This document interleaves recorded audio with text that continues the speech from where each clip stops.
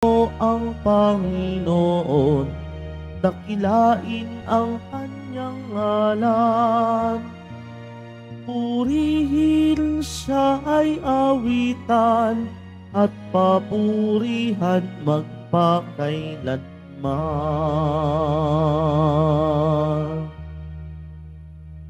Sa ngalan ng Ama at ng Anak at ng Espiritu Santo, Amen. sumainyo ang Panginoon. At sumaiyo rin. Mga kapatid, aminin po natin ang ating mga kasalanan upang marapat tayong gumanap sa banal na pagdiriwang.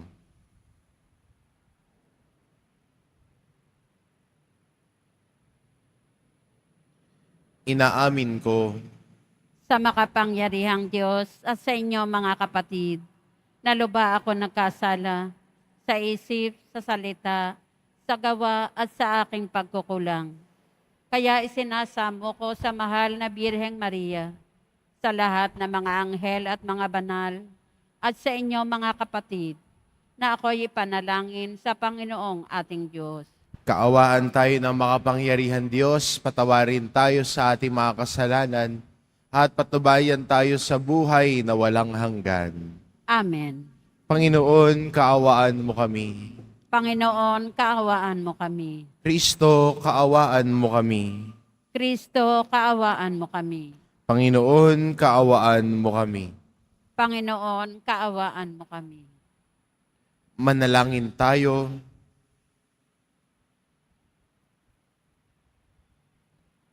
Ama naming makapangyarihan, ibinigay mo sa iyong sambayanan sina San Cornelio at San Cipriano bilang mahuhusay na tagapangasiwa, bilang katugunan sa kanilang pagdalangin. Kami ay gawin mo matibay sa pananampalataya at katatagan at maging masigasig na gumawa para sa pagkakaisa ng sambayanan. Sa pamamagitan ni Jesucristo, kasama ng Espiritu Santo, magpa sa walang hanggan. Amen. Magsiupo muna ang lahat. Pagbasa mula sa unang sulat ni Apostol San Pablo sa mga taga-Korinto. Mga kapatid, tungkol sa mga babanggitin ko ngayon, hindi ko kayo maaaring purihin. Ang inyong pagtitipon ay hindi nakabubuti, kundi nakakasama. Una sa lahat, nabalitaan kong kayo'y nagpapangkat-pangkat sa inyong pagtitipon at ako'y naniniwalang may katotohanan iyon. Kailangan pang magbukod-bukod kayo upang makilala kung sino ang tapat. Sa inyong pagtitipon, hindi banal na hapunan ang kinakain ninyo, sapagkat bawat isa sa inyo'y nagmamadali sa pagkain ng kanyang dala. Kaya't nagugutom ang iba at ang iba namay nalalasing. Wala ba kayong sariling bahay upang doon kumain at uminom? O hinahamak ninyo ang simbahan ng Diyos at hinihiya ang mahihirap? Ano ang gagawin ko ngayon? Purihin kayo? Hindi. Hindi ko kayo pupurihin. Ito ang aral na tinatanggap ko sa Panginoon at ibinibigay ko naman sa inyo. Ang Panginoong Hesus, noong gabing siya'y ipinagkanulo, ay dumampot ng tinapay, nagpasalamat at pinaghati-hati ito at sinabi, "Ito ang aking katawan na inihahandog para sa inyo. Gawin ninyo ito sa pag-alala sa akin." Gayon din naman, matapos maghapunan, ay hinawakan niya ang kalis at sinabi, "Ito ang kalis ng aking dugo ng bago at walang hanggang tipan. Tuwing iinumin ninyo ito, gawin ninyo ito sa pag-alala sa akin. Sapagkat tuwing kakain kayo ng tinapay na ito at iinom sa kalis na ito, ay ipinahahayag ninyo ang kamatayan ng Panginoon hanggang sa muling pagparito niya. Kaya nga mga kapatid, kapag nagkakatipon kayo upang kumain, maghintayan kayo. Ang salita ng Diyos. Salamat sa Diyos. Handa akong naririto upang sundin ang loob mo. Handa akong naririto upang sundin ang loob mo. Ang mga panghandog, pati mga hain, at mga hayop na hindaang sunugin, hindi mo na ibig sa dambana dalhin upang yaong salay iyong patawarin. Sa halip, ang iyong kaloob sa akin ay ang pandinig ko upang ikaw'y dinggin. Handa akong naririto upang sundin ang loob mo. Kaya ang tugon ko, ako'y naririto. Nasa kautusan ang mga turo mo. Ang nais kong sundi iyong kalooban, aking itatago sa puso ang aral. Handa akong naririto upang sundin ang loob mo. Ang pagliligtas mo'y aking inihayag. Saan man magtipon ang iyong mga anak, di ako titigil ng pagpapahayag. Handa akong naririto upang sundin ang loob mo. Silang lumalapit sa iyo'y dulutan ng ligaya't galak na walang kapantay. Bayaang sabihin, ang poon ay dakila ng nangaghahangad, maligtas ng kusa. Handa akong naririto upang sundin ang loob mo. Magsitayo po ang lahat.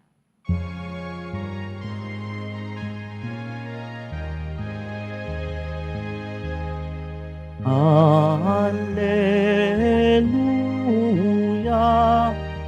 Alleluia, Alleluia, Alleluia.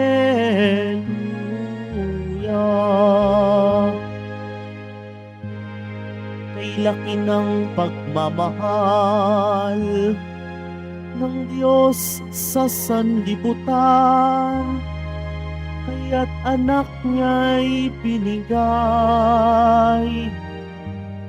Alleluia, Alleluia, Alleluia, Alleluia.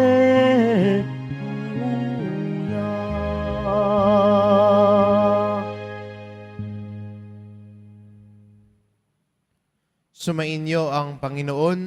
At sumaiyo rin. Ang mabuting balita ng Panginoon ayon kay San Lucas. Papuri sa iyo, Panginoon. Noong panahong iyon, nang maituro ni Jesus sa mga tao ang kanyang aral, siya'y pumasok sa Capernaum. Doon may isang kapitang Romano na may aliping mahal sa kanya. May sakit ang aliping ito at nasa bingit ng kamatayan. Nang mabalitaan ng kapitan ang ginawa ni Jesus, nagpasugo siya sa ilang matatanda na mga Hudyo upang ipakiusap kay Jesus na puntahan at pagilingin ang alipin. Nang makita nila si Jesus, taimtim silang nakiusap sa kanya. Siya'y karapat-dapat na pagbigyan ninyo sapagkat mahal niya ang ating bansa, wika nila. Ipinagpatayo pa niya tayo ng isang sinagoga. Kaya't sumama sa kanila si Jesus. Nang malapit na siya sa bahay, ipinasalubong siya ng kapitan sa kanyang mga kaibigan at ipinasabi ang ganito, Ginoo, wag na po kayong magpakapagod. Hindi ako karapat-dapat na puntahan ninyo sa aking tahanan, ni hindi rin po ako karapat-dapat na humarap sa inyo. Ngunit magsalita po lamang kayo ay gagaling na ang aking alipin, sapagkat ako'y isang taong nasa ilalim ng mga nakakataas na pinuno, at may nasasakupan din po akong mga kawal.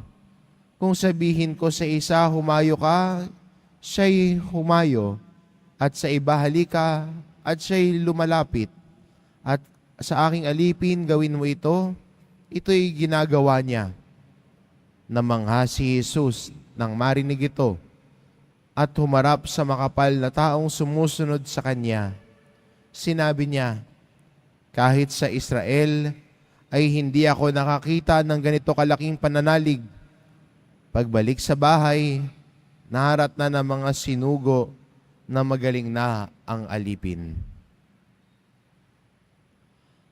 Ang mabuting balita ng Panginoon. Pinupuri ka namin, Panginoong Heso Kristo. Magsiupo muna.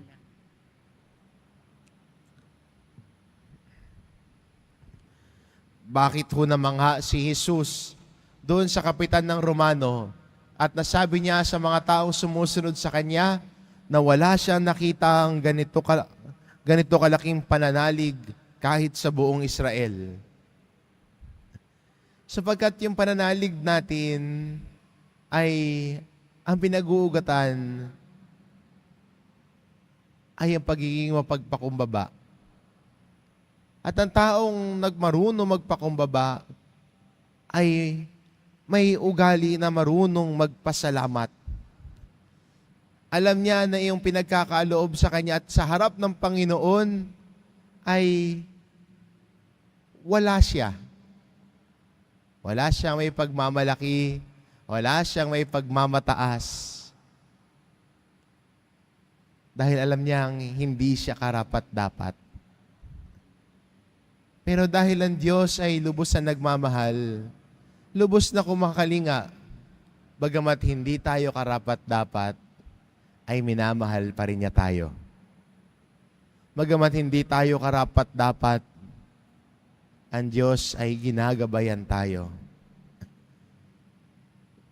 Kaya magandang paraan ng paglago natin sa pananampalataya ay makita ang biyaya ng Diyos. Kasi ang taong marunong magpakumbaba, bagamat hindi niya alam niya na hindi siya karapat-dapat, kaya kahit anuman ang binigay ng Diyos sa kanya, siya'y lubos na nagpapasalamat. A humble heart is a grateful heart. Yung taong nagmamataas, kahit sa harap ng Diyos, demanding sa Diyos. Lord, bigay mo sa akin to. Lord, sagutin mo panalangin ko. Pag di mo sinagot, magtatampo ako, Lord. Medyo nagiging entitled. Yumayabang ang taong entitled. Na kahit sa harap ng Diyos, baka pwedeng ganun din ang maging attitude natin. Kaya magandang paalala sa atin ng kapitang Romanong ito na kinikilala niya na siya hindi karapat-dapat. Yung kanyang pakiusap ay, kumbagay, nagbabaka sakali lamang. Kung sakaling pumunta, kung sakaling tugunin siya, at nung pinuntahan siya ni Jesus, ang sabi niya, hindi ho ako karapat-dapat. Tayo bilang mga Kristiyano, inaako natin na hindi tayo karapat-dapat. Hindi karapat-dapat sa biyaya ng Diyos. Hindi karapat-dapat sa matinding pagmamahal ng Diyos. Pero kahit na ganun pa man, pinagkakalooban tayo ng Diyos, ginagabayan niya tayo, at yun po ang biyaya. Hindi karapat-dapat, pero kusang loob na binibigay ng Diyos. May kanya-kanyang kahinaan, pero kahit mahina, iniibig pa rin ng Diyos. At siguro magandang alalahanin sa patuloy nating paglalakbay at paglago sa ating pananampalataya. Though we are not worthy, God loves us immensely. Though we are weak, God embraces our weaknesses. Amen. Magsitayo na po ang lahat.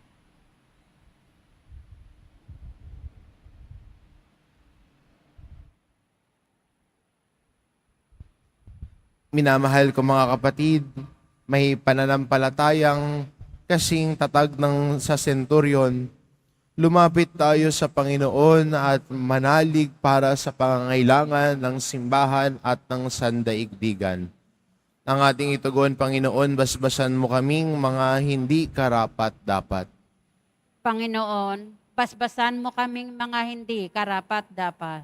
Ang simbahan naway hindi ituring ang sinuman saan man bilang banyaga o waring hindi kasapi.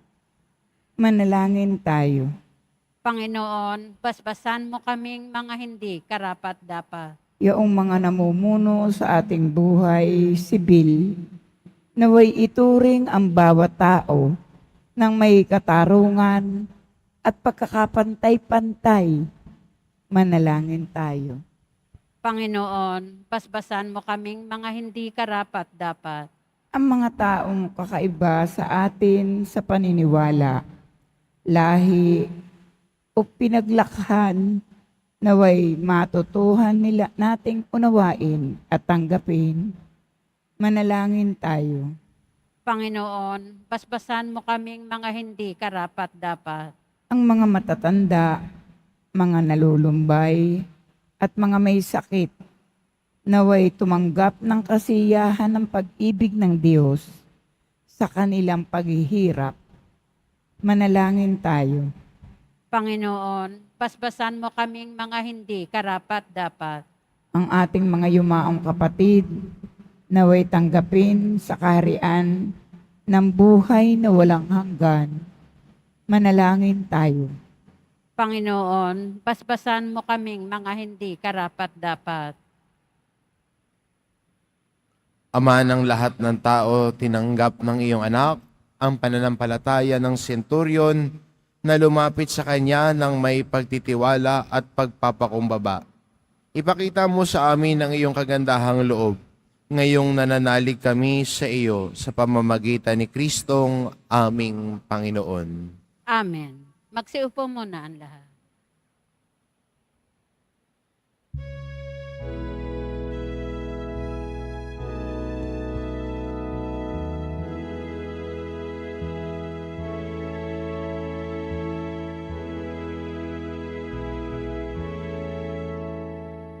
Itong tinapay at alak na mula sa'yo, muling ihahain sa kabutihan mo. Kunin at tanggapin alay sa'yo. Pasasalamat ng puso.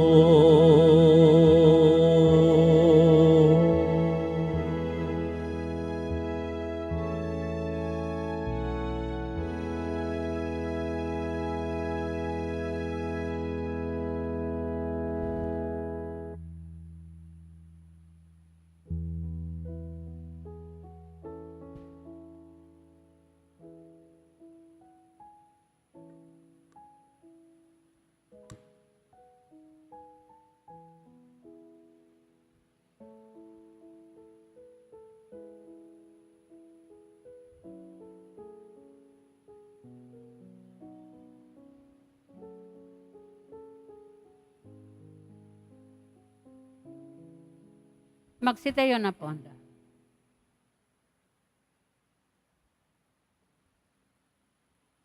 Manalangin kayo mga kapatid, upang ang paghahain natin ay kalugdan ng Diyos amang makapangyarihan. Tanggapin nawa ng Panginoon itong paghahain sa iyong mga kamay, sa kapurihan niya at karangalan, sa ating kapakinabangan at sa buong sambayanan niyang banal. Ama naming lumikha, tanggapin mo ang mga alay ng iyong sambayanan, ngayong ginugunita ang tinitiis ng iyong mga martir. ang banal na paghahaing nagdulot ng kagitingan upang matiis ni na San Cornelio at San Cipriano ang mga pahirap ng kalaban, ay magbigay din nawa sa amin ng katatagan sa mga kahirapan sa pamamagitan ni Hesukristo kasama ng Espiritu Santo, magpa sa walang hanggan. Amen. Sumainyo ang Panginoon. At sumaiyo rin. Itaas sa Diyos ang inyong puso at diwa. Itinaas na namin sa Panginoon. Pasalamatan natin ang Panginoong ating Diyos. Marapat na siya ay pasalamatan. Ama naming makapangyarihan, tunay ngang marapat na ikaw ay aming pasalamatan ngayong aming kagalakan na sina San Cornelio at San Cipriano ay parangalan. Sila'y kapanalig naming may paninindigan na ikaw ay ipahayag kahit sila'y mamatay, sapagkat pinarapat mong kanilang matularan ang iyong anak na naghain ng sariling buhay. Tulad ng naganap sa iyong anak, ang dugo ng mga martir ay dumanak, hindi dahil sa katatagang likas, kundi dahil sa bigay na lakas. Kaya kaisa ng mga anghel na nagsisiawit ng papuri sa iyo, nang walang humpay sa kalangitan, kami nagbubunyi sa iyong kadakilaan. Santo, Santo, Santo, Panginoon Diyos ng mga hukbo, napupuno ang langit at lupa ng kadakilaan mo, o sana sa kaitaasan. Pinagpala ang naparirito sa ngalan ng Panginoon, o sana sa kaitaasan. Magsiluhod po ang lahat. Ama naming binal, ikaw ang bukal ng tanang kabanalan, kaya't sa pamamagitan ng iyong Espiritu, gawin mong banal ang kaloob na ito upang para sa amin maging katawan at dugo ng aming Panginoong Hesukristo. Bago niya pinagtiis ang kusang loob na maging handog, hinawakan niya ang tinapay, pinasalamatan kanya, pinagati-hati niya iyon, iniabot sa kanyang mga alagad at sinabi, tanggapin ninyong lahat ito at kanin, ito ang aking katawan na ihahandog para sa inyo.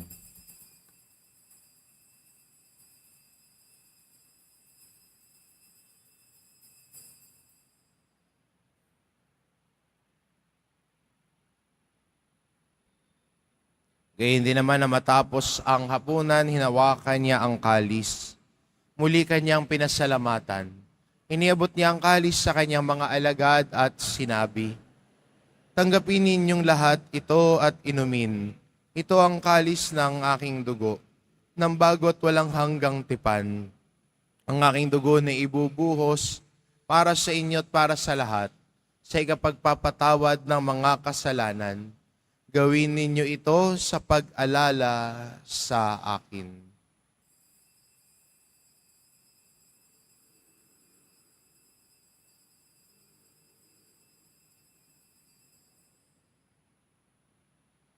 Tumayo na po ang lahat. Ipagbunyi natin ang misteryo ng pananampalataya.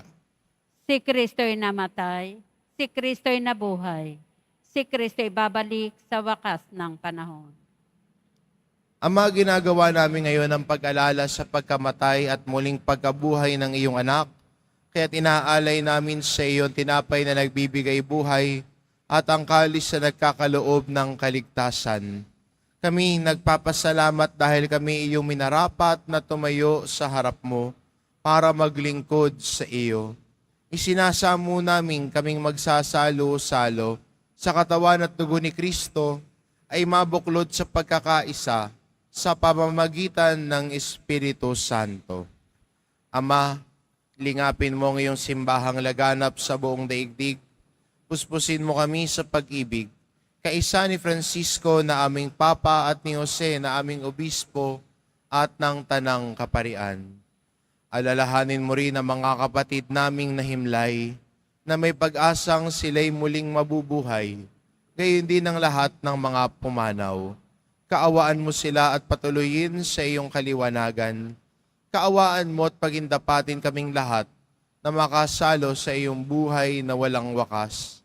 Kaisa na mahal na Birheng Maria na ina ng Diyos, ng kabiyak ng puso niyang si San Jose, kaisa ng mga apostol at ng lahat ng mga banal na namuhay dito sa daigdig ng kalugod-lugod sa iyo, maipagdiwang nawa namin ang pagpupuri sa ikararangal mo sa pamamagitan ng iyong anak na aming Panginoong Heso Kristo.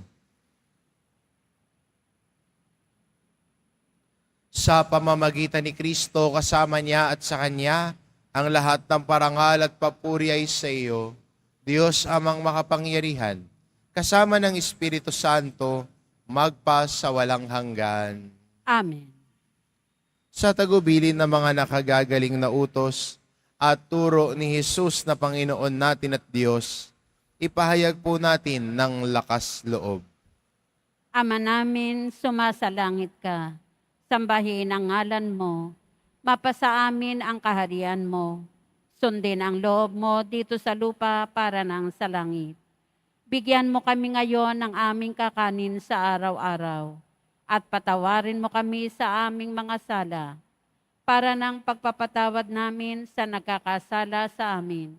At huwag mo kaming ipahintulot sa tukso, at iadya mo kami sa lahat ng masama. Hinihiling namin kami adya sa lahat ng masama, pagkalooban ng kapayapaan araw-araw. Iligtas sa kasalanan at ilayo sa lahat ng kapahamakan. Samantalang aming pinananabikan ng dakilang araw ng pagpapahayag ng tagapagligtas naming si Hesu Kristo.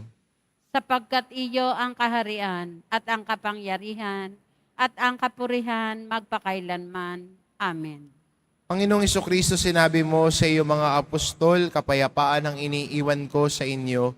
Ang aking kapayapaan ang ibinibigay ko sa inyo.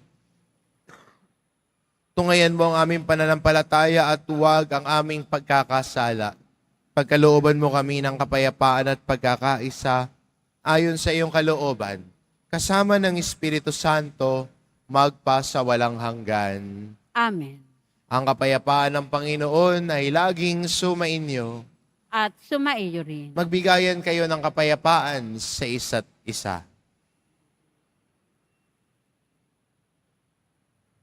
Kordero ng Diyos na nag-aalis ng mga kasalanan ng sanlibutan, maawa ka sa amin. Kordero ng Diyos na nag-aalis ng mga kasalanan ng sanlibutan, maawa ka sa amin. Kordero ng Diyos na nag-aalis ng mga kasalanan ng sanlibutan, ipagkaloob mo sa amin ang kapayapaan. Magsiluhod po ang lahat. Ito ang kordero ng Diyos, ito nag-aalis ng kasalanan ng sanlibutan. Mapalad ang mga inaanyayahan sa kanyang piging. Panginoon, hindi ako karapat-dapat na magpatuloy sa iyo, ngunit sa isang salita mo lamang ay gagaling na ako.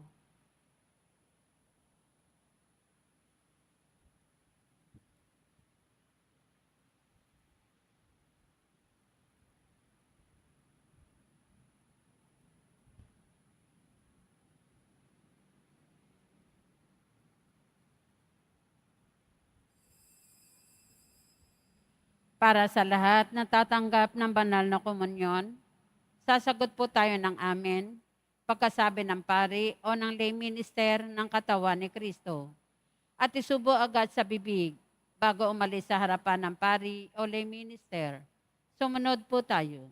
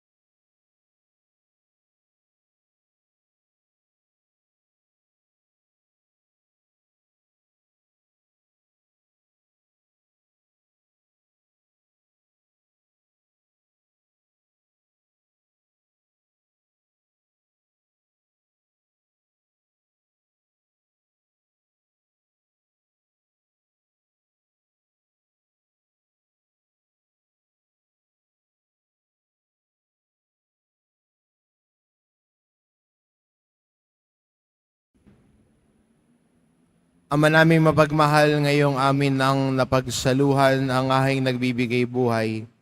Hinihiling namin kami pinagharian ng iyong espiritu ng kagitingan ay maging mga saksi sa katotohanan ng mabuting balita.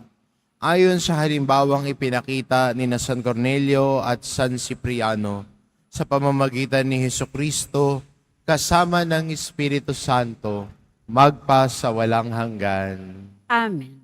Sumainyo ang Panginoon. At sumaiyo rin.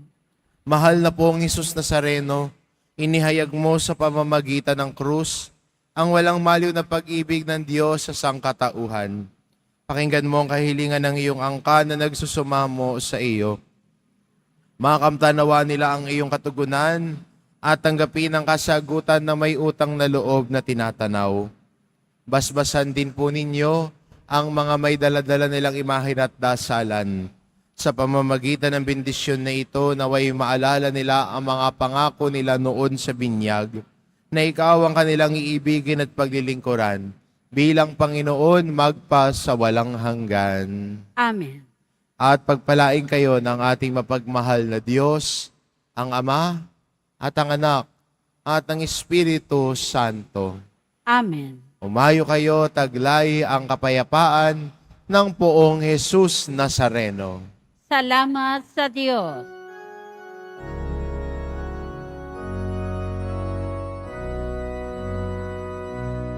Nuestro Padre Jesus Nazareno, sinasamba ka namin. Pinipintuho ka namin. Aral mo ang aming buhay at kaligtasan. Nuestro Padre Jesus Nazareno, iligtas mo kami sa kasalanan. Ang krus mong pinamatayan ay sagisag ng aming kaligtasan. Nuestro Padre Jesus Nazareno, dinarangal ka namin. Nuestro Padre Jesus Nazareno, nilulwalhati ka namin. Nuestro Padre Jesus Nazareno, dinarangal ka namin. Nuestro Padre Jesus Nazareno, nilulwalhati ka namin.